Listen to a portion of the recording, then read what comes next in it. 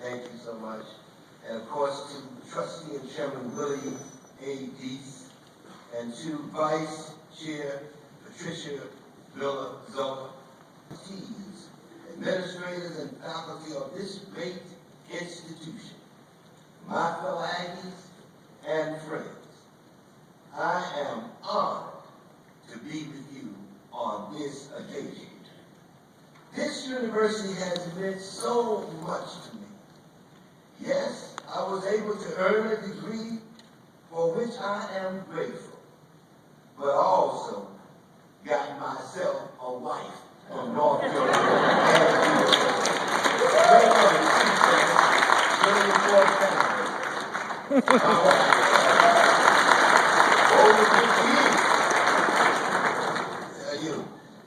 I'm going to be brief, and I know people love brevity. I've not always known that, Chancellor, but I've learned through the years that people love brevity. That's the way I really found out. I was on the commencement at Grambling College in Louisiana, and some lady came up with me, and she was saying to me, she says, you know, my sister never heard you. When I read in the paper that you were going to be the commencement speaker, I told my sister, get up, you have to go, you have to hear him. You never heard him, you have to go. Put your clothes on, let's go. And, she's carrying on so about, she'd heard me before, and I said to her, she said, yeah, I heard you at A&T's commencement. I said, okay. I said, well, what did I talk about? She said, I don't know, but you were brief.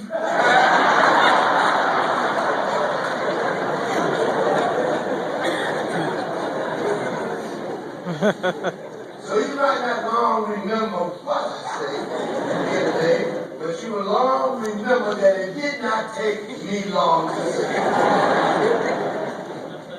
Let me move forward here and tell you, this university is known for a stellar record of community involvement.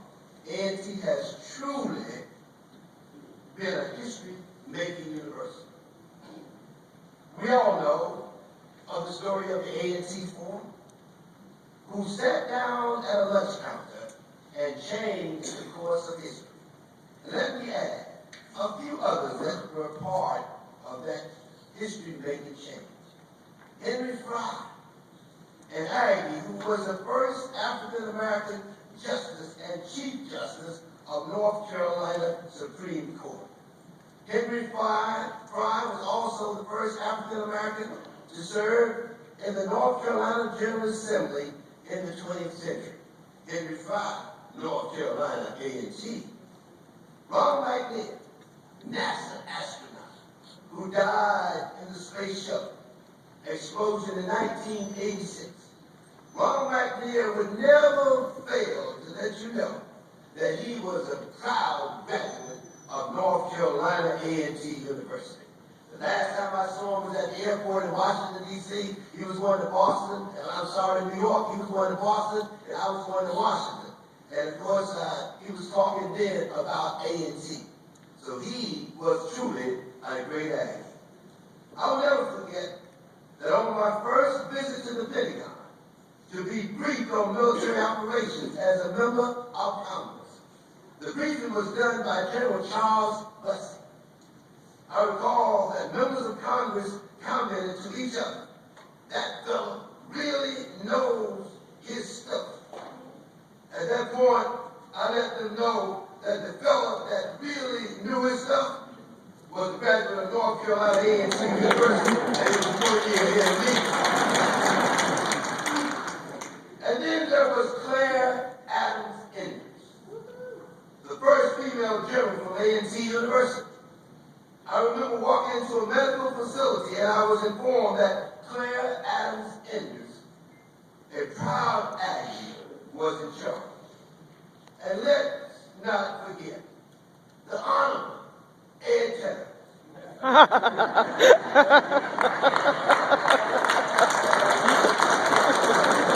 The first Aggie to serve in the United States Army. Give me a big round.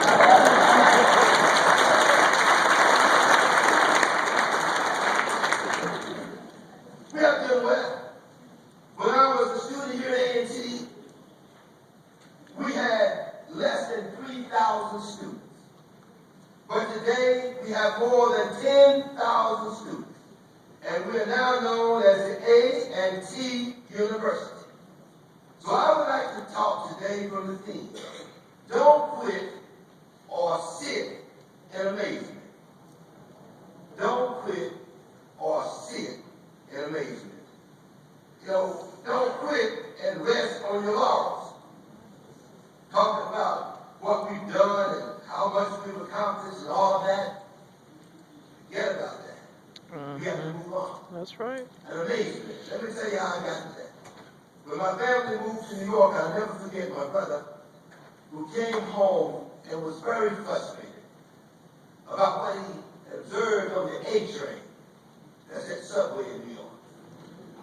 And he said this elderly lady got on the train with a lot of bags. And she had maybe a grandchild, a great-grandchild with her. And as the train would move from station to station, all this lady could do is just keep from falling down. He said all of those men on the train, he said not a single man would get up and give that old lady a seat.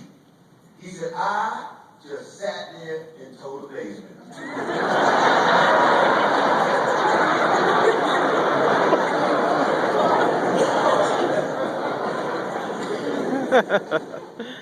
So I'm so glad that A&T is not sitting around in amazement. It is continuing to impact the lives of our young people in a positive way. What I am saying is simply this. There is no easy road. There is no fast track.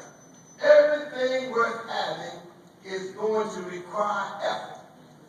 All of your achievements will come because of hard work. The only place that success comes before work is in the dictionary.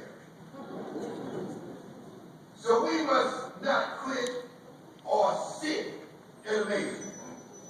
Mother Teresa said a long time ago, and I quote her today, she said, if you are successful, you'll be sure to make some false friends and some true enemies, but be successful anyway.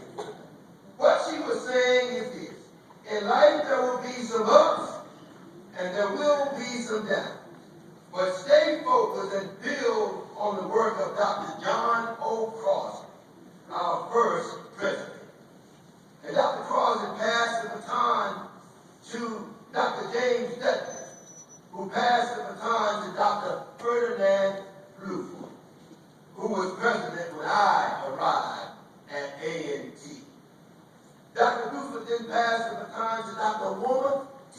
Gibbs, my mentor with whom I spent many hours talking about the problems of the world. Dr. Gibbs passed the baton to Dr. Samuel D. Proctor, my friend and strong supporter. And then the baton was passed to Dr. Louis C. Gow, who kept moving the university forward. He passed the baton to Dr. Edward Ford, and I personally want to thank him for his words of encouragement to me down through the years. And Dr. Ford passed the baton to Dr. James Renner, who passed the baton to Dr. Stanley Battle, and Renner and Battle realized that the Ivans were saying there ain't no stopping me now. We're on the move, you better get into the groove. That's right. And we all know that Chancellor Harold Martin took the baton.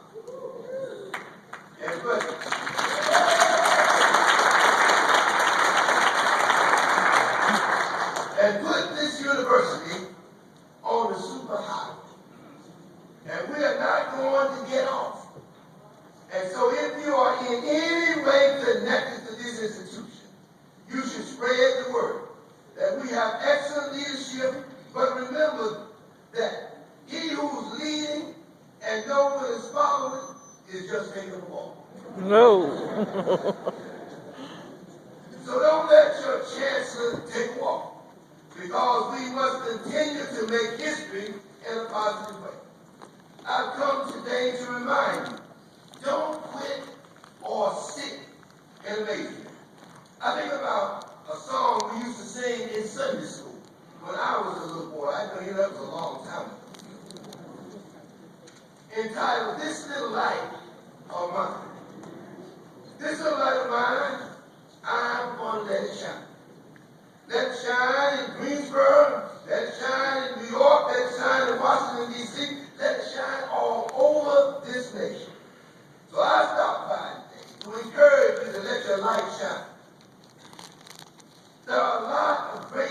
happening at this university.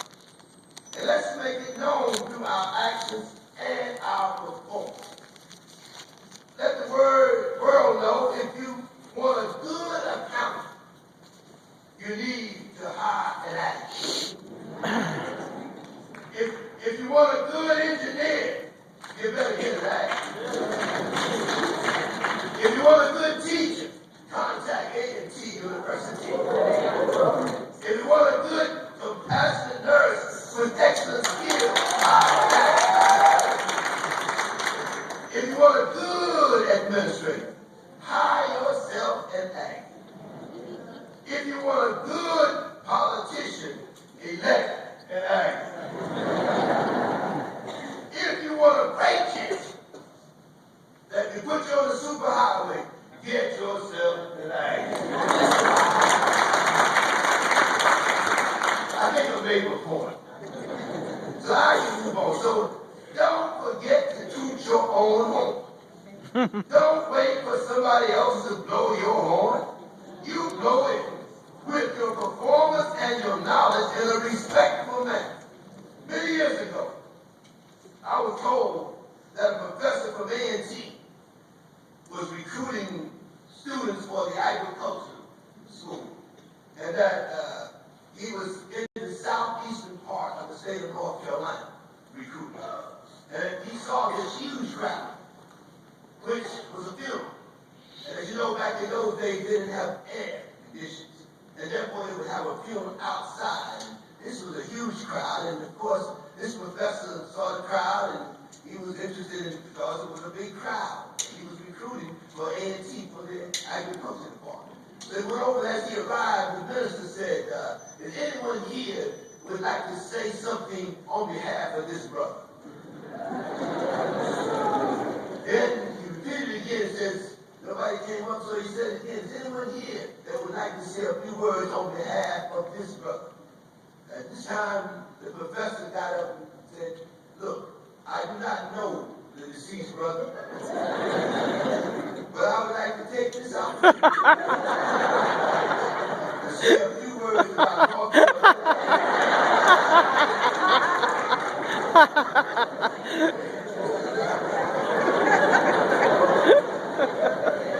I'm recruiting for the agriculture department.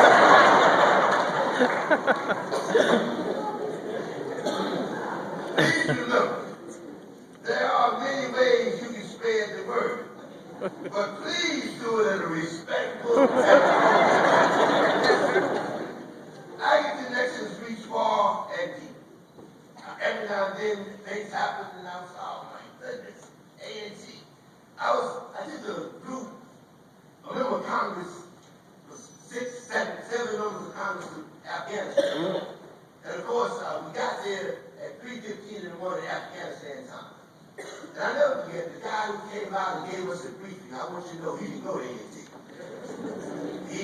I did not believe the things he was saying to us, that we kept looking at each other and started thinking about going back and getting on the plane and getting on out of there. Because he put this on. What is that? Put this mask on, put these goggles on, put this on. Then he passed around a little gadget, and he says, in the event that you were hit, push this button. We all kept looking at each other. He said, don't talk to anybody. He said, because these fellas here, you don't know who they are or what. They walk with you 2 and 3 days, and sometimes weeks, and then all of a sudden at the end, they wipe you out. So don't talk to anybody. So we got in the van and finally and took off. So we get to the first checkpoint. The gentleman come over and he said, which vehicle is Chairman Towns in? Chancellor, I ain't say nothing.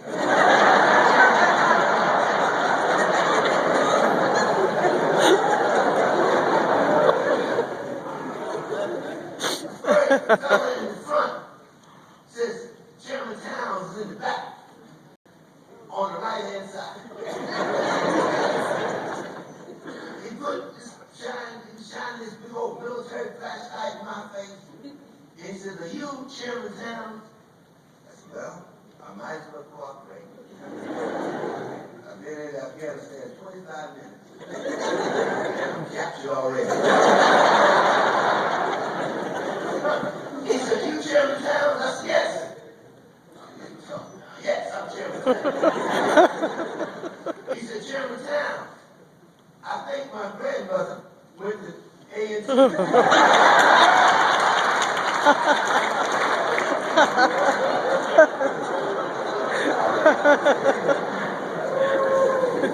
I want you to know, I was just so happy. I said, yes, he did.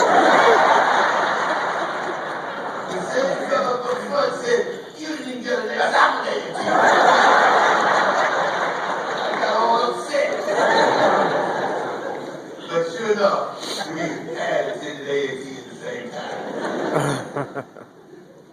Please remember,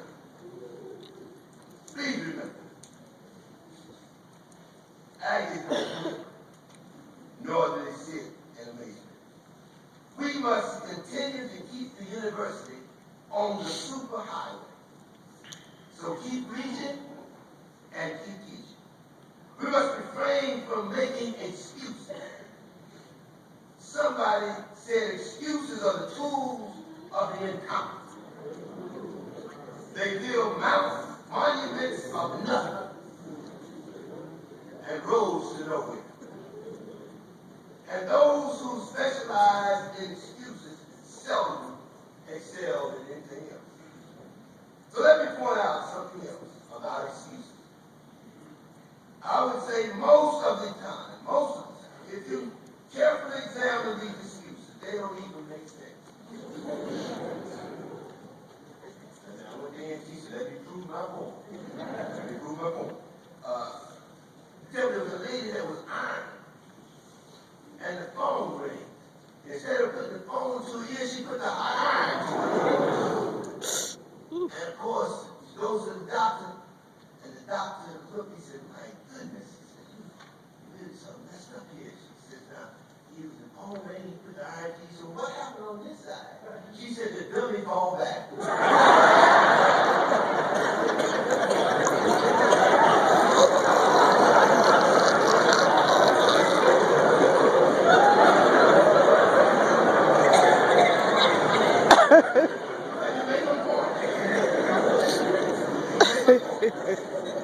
I never forget when I was teaching school. School started at 8:15. And this lady brought a son into my class at 10:30 and gave me a note with a big smile on her face. "Please excuse Johnny's lateness. 8:15 came sooner than I had expected."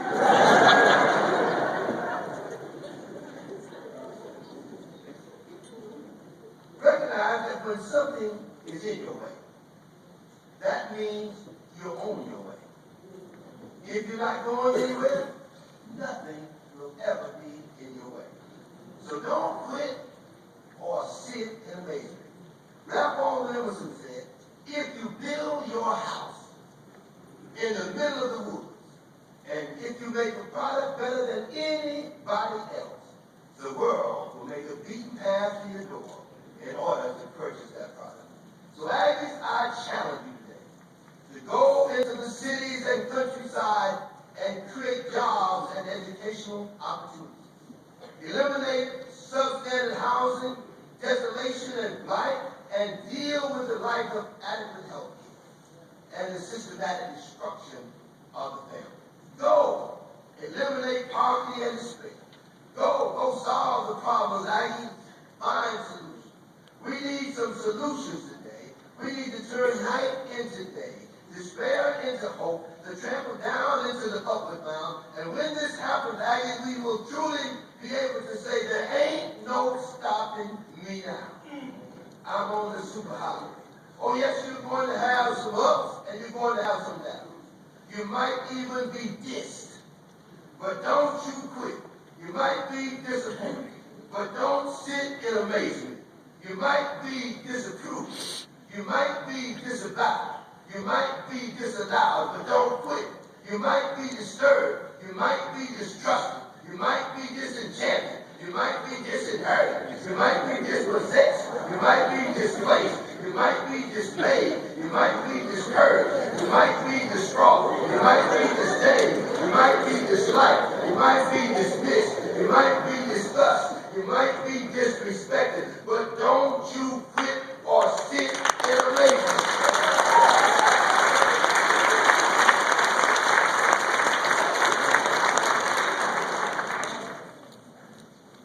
Let them know that you have a relationship with the great North Carolina A&T University. It has prepared you for this moment. Our time is now, ladies.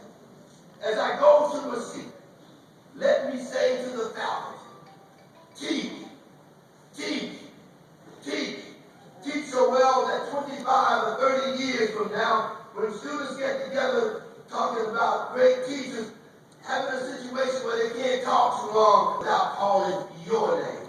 Amen. So don't you quit or sit in amazement. So fellas, join me in making real the words of our great alma mater.